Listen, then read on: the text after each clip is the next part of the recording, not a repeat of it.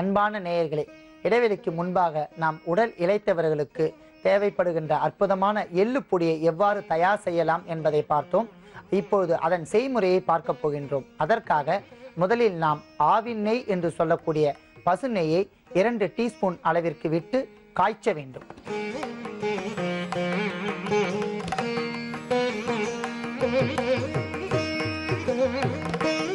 நன்றாக காய்ச்சிய அந்த ஆவின் நெய்யில் இப்போது கடலை பருப்பை நாம் 3 டீஸ்பூன் அளவிற்கு போட வேண்டும்.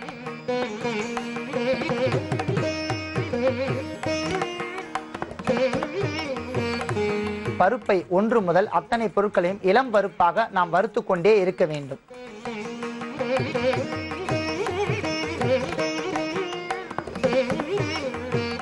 இளம் பருப்பாக வறுத்துவிட்ட அந்த கடலை பருப்பிற்கு அடுத்தபடியாக நாம் தனியா விதைகளை சேர்த்து கொள்ள வேண்டும். 3 டீஸ்பூன் அளவிற்கு சேர்த்து கொண்டால் போதுமானது.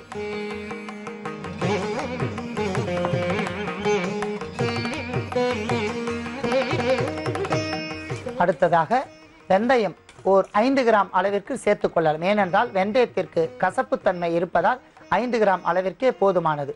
முழு டீஸ்பூன் அல்லாமல் ஒரு அரை டீஸ்பூன் சேர்த்துக் கொள்ளலாம்.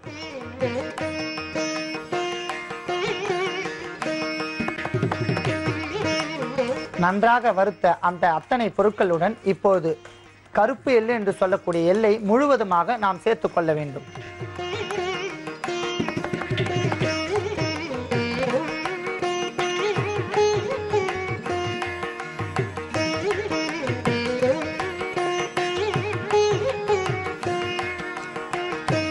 இளம் பருப்பாக வறுத்த அந்த எள்ளுடன் நாம் சோம்பை 5 கிராம் அளவிற்கு சேர்த்துக் கொள்ளலாம்.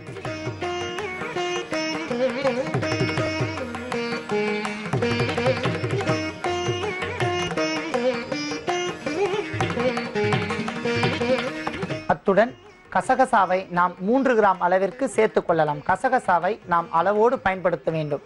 ஆகையால் 3 கிராம் அளவிற்கே கசகசா போதுமானது.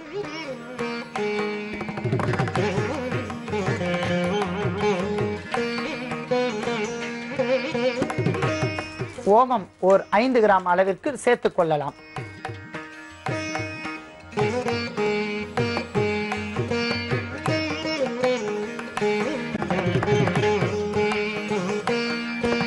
இறுதியாக கருப்பு மிளகு ஒரு 5 கிராம் அளவிற்கு சேர்த்துக் கொள்ள வேண்டும்.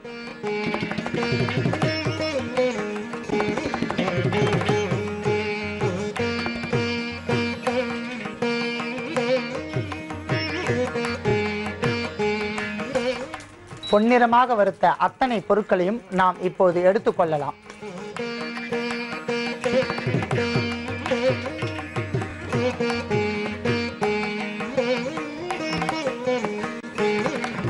அத்தனை பொருட்களும் சேர்ந்து இப்போது ஆவின் நெய் என்று சொல்லக்கூடிய பசு நெய்யில் நாம் இளம் பருப்பாக பொன்னிறமாக வறுத்து எடுத்துள்ளோம்.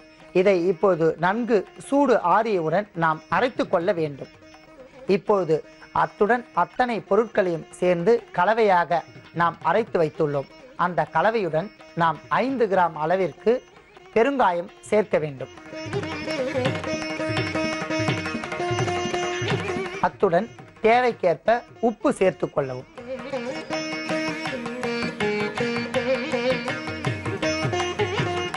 நன்றாக அத்தனையும் அதில் கலக்க வேண்டும்.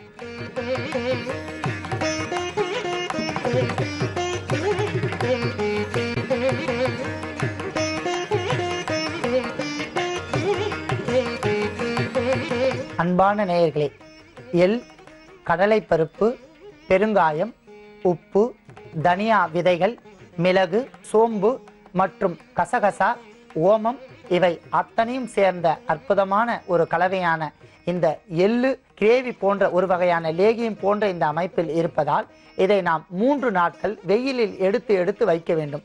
காலை 10 மணி முதல் நண்பகல் 1 மணி வரை 3 நாட்கள் தொடர்ந்து இந்த லேகியம் போன்ற இந்த பதத்தை வெயிலில் வைத்து வைத்தோமானால் அதில் உள்ள படிப்படியான இந்த எண்ணெய் சத்துக்கள் சூரியனிலிருந்து கிடைக்கக்கூடிய வெயிலால் இழுத்து கொண்டு திரியாக ஆகிவிடும்.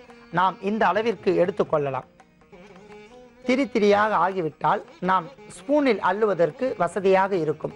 அந்த அளவிற்கு நாம் திரியாக மாறும் வரை இதை நாம் 3 அல்லது 4 நாட்கள் வெயிலில் வைக்க வேண்டும்.